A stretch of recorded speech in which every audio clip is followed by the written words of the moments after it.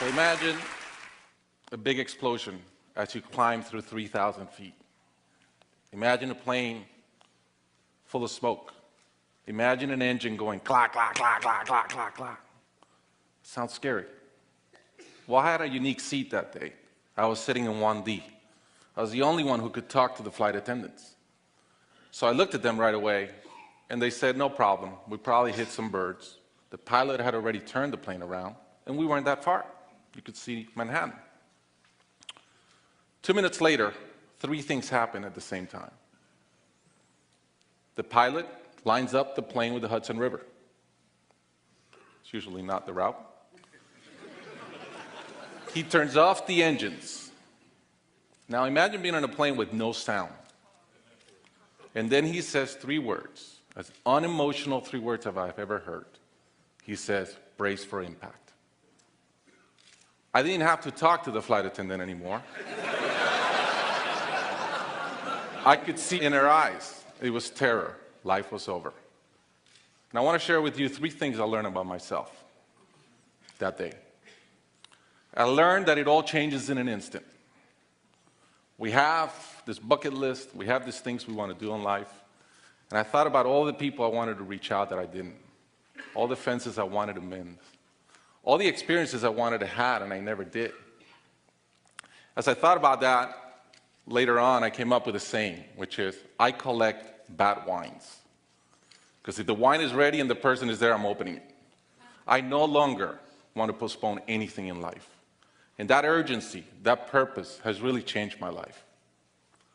The second thing I learned that day, and this is as we clear the George Washington Bridge, which was by not a lot, I thought about, wow, I really feel one real regret. I've lived a good life. In my own humanity and mistakes, I've tried to get better at everything I've tried.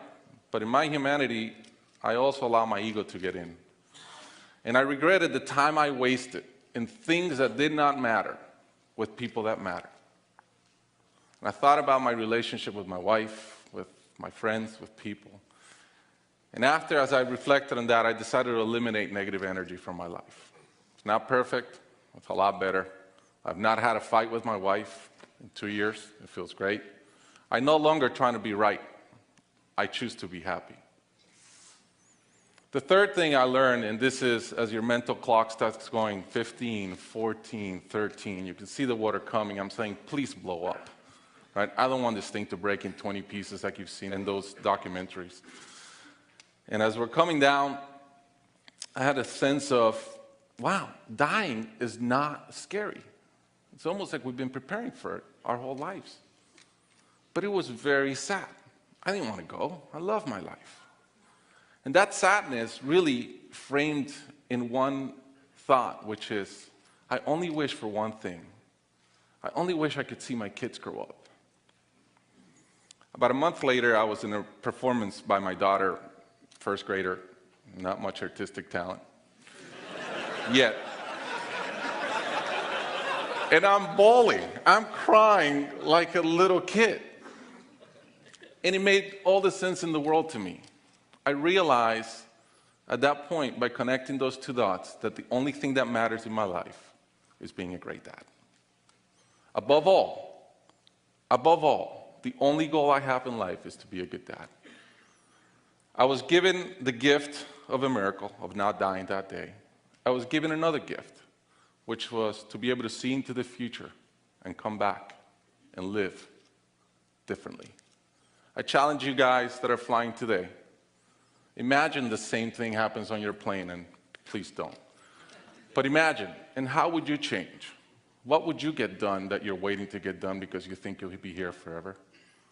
How would you change your relationships and the negative energy in them? And more than anything, are you being the best parent you can? Thank you.